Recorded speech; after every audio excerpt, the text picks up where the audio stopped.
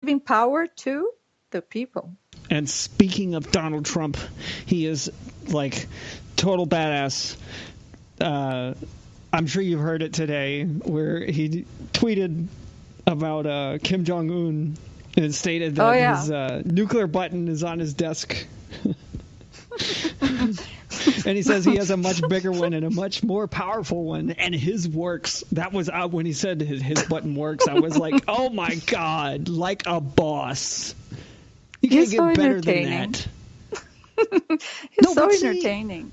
Look, and of course, psychopaths in the media are sitting here saying, oh, he's not fit for office. He's a danger. We have to enact the 25th Amendment quick before we all lose our minds. Oh, give me a break. This is the first time we've actually had a leader. This is the first time we have actually had a leader who has the balls to get on a massive social media engine and say directly to the world, look, pull this shit. I dare you. Because you know what? We've got Minutemen's ready to rock. And right.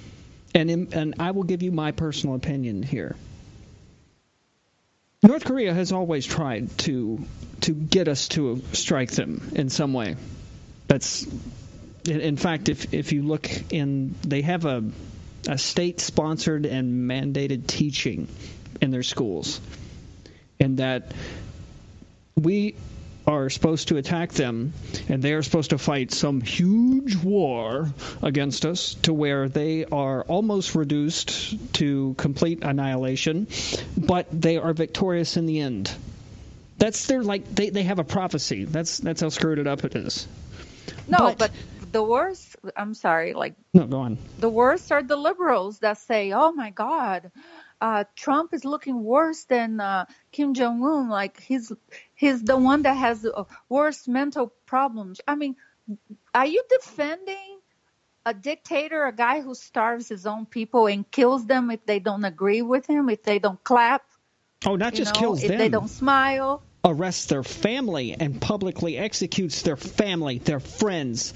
Yep. I mean, why don't you move there then, right? You don't like it here? They're supposed to move to Canada. They're supposed to move to the moon. So get the hell out if you don't like it, if you're so oppressed in this country. And not one of them, even though they're going to sit here and tell him that he's a dictator, blah, blah, blah, blah, blah, blah, blah, blah, blah, blah, blah, blah. No one can state any facts behind it. But they won't stop calling him Hitler. It's comic.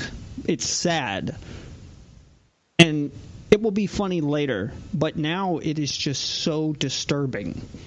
It's appalling. It is dangerous that he sees the American people so divided and thinking that little Kim over there is a better person and has a better mind than Donald Trump. It's like, well, what? Let me tell you this. Come on now. Let me just say this right off the bat, okay? Because of Donald Trump, we are actually respected in the world. And yeah, I know media doesn't want us to know that. But they respect the hell out of Donald Trump. Why? Because Donald Trump means business. Because he is America first, and he will strike.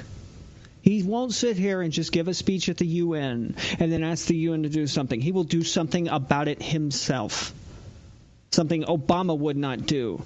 Something that, GW would not do. Something that Clinton definitely would not do. Hell, Herbert Bush would also cower behind the UN. At least we have a leader who represents us. UN is all for the money. Of course it is. Of course it is. It's a joke what they did to Trump with the voting. Like, we don't care what you vote. The embassy stands in Jerusalem and deal with it. Okay? Right. And guess what? We're taking the money away too. Let's see how you do with that. Yeah. Ta-da. Exactly. First time we have a boss. Yeah, first time we've actually had a real leader. Then I'm crazy too. God damn it. That's what people said. Said he's not presidential. I said, well, look, if the past 8 years is what we consider presidential, then I'm done with presidential. I'm done with that shit. Yeah, what is rehearsed lies, promises that don't come true. No, polished ass bags that are saying speeches that are put together by 4 different people. No. No. I'll take the guy who's talking right off of his cuff and then holds his promises. More promises than any president to date.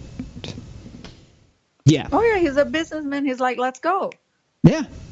My favorite part about Trump, we're going to go into a different subject in a second, but my favorite part about Trump, when he tells you about the progress of certain things he's doing, I don't know if you noticed, but he presents things to the people the way as if, imagine the American voters are in a boardroom and he's in front of a big wipe-off board and he's telling people the stats of things. He's basically giving a fiscal term analysis just as president, and I love that.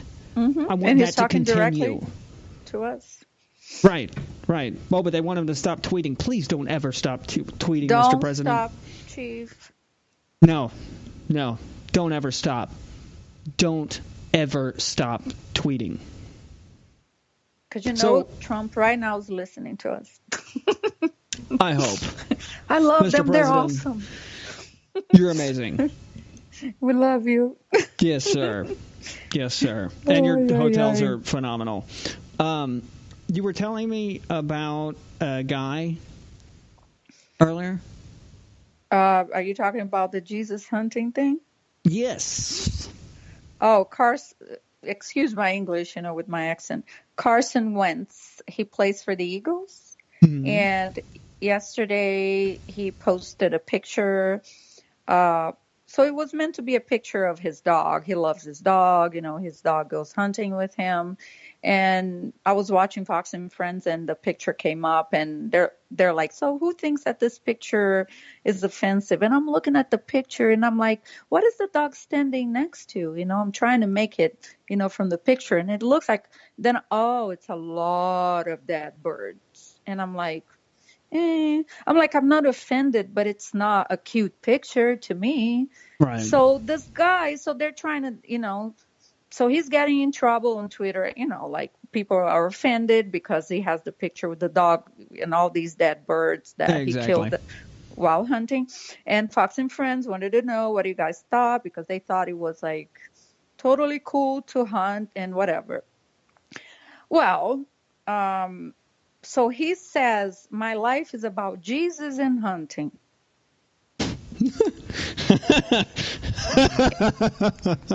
Okay, to me, that Jesus and hunting in the same sentence. To me, look, I'm sorry. This is going to piss some people off by saying this, but that's literally what I hear in my head is praise the Lord and pass the ammunition. And before anyone starts talking shit about me, let me tell you something. I'm a highly trained individual with modern weaponry. And though I do not hunt, I have a lot of guns, and they are all defensive. And they are all awesome. So you can just stop right there. No, but I wanted to say I'm not a vegan, okay? There are several things I don't eat, including pork. Mm-hmm. Like I said, I'm not a vegan. It's not that I'm judging someone killing. Hey, we all have our opinion, okay? So this is our show. This is our opinion. I'm just going to say it. If you hunt because you have to provide food, I'm going to hunt because I'm going to cook this for my family, whatever. That's what I feel like. People go hunting because they have to provide the food. But when you're talking about survival, that's a different story. Yeah, but what bothers me about hunting, it's the people that feel pleasure in killing a living creature. The glorification of it. The obnoxious glorification of it. And take a picture. Look what I killed. And they have. I've seen pictures of children holding dead deer, saying, oh, look what I killed. And I'm thinking, like, how is that? What is that going to do to that child? I mean, no, you're right. I don't see anything good coming out of you glorifying that you killed something. Yeah, celebrating it in such a way that is clearly unhealthy. Now, I understand people are going to be listening and they're going to be going, well, they're anti-hunting. No, we're not. We're against the glorification. Like, people can get really, really obnoxious with it. That's all I'm saying. Right. We're not saying we're against hunters. Like I said, I'm not a vegan, so I can't be a hypocrite here. And I love But, meat. but like the trophy hunters, that kind of stuff too. It's like, look, I killed an elephant. No, I can't. I can't get behind I'm trophy sorry. hunters. I just can't. Yeah, If you that kill is it, like you better disgusting. eat it. It's like, what are you doing?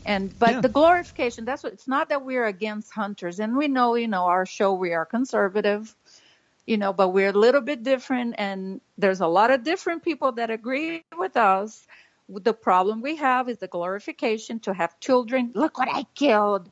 Right. It just feels like, why are you finding so much pleasure in that? That's Well, what I I'm always like. thought the photos with it were just cavalier, personally. That's bad taste, man. I agree.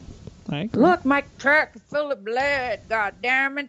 Well, it's just like, look, to me, when they get obnoxious, it's like that they're just doing it for approval. They're just doing it for exposure, so they can ruffle feathers. But at the same time, they act like they're victims when people attack them for it.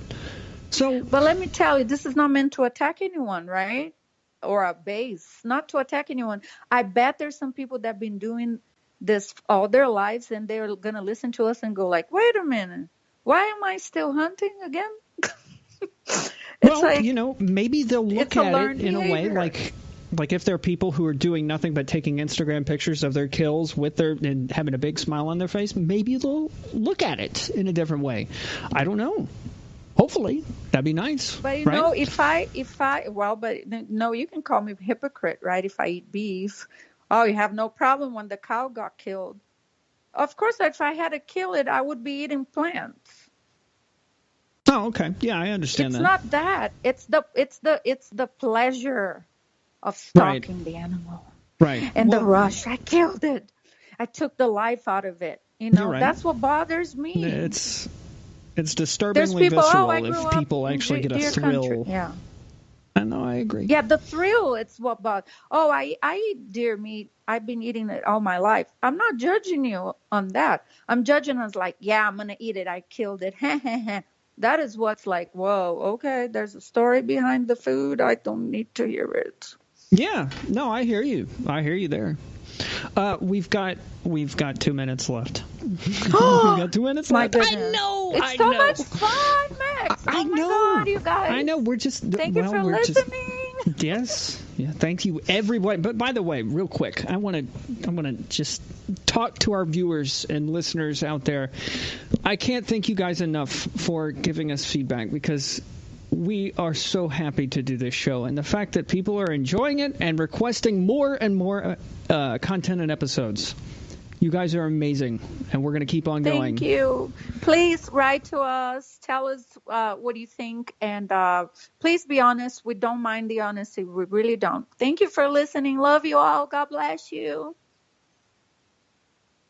Thank you guys for listening. This is Grind Effect, Episode 2.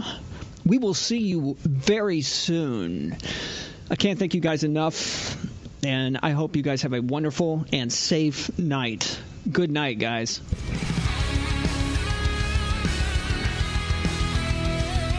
Grind Effect is politically incorrect news and commentary, hosted by Max Veritas and celebrity model, Anna Braga.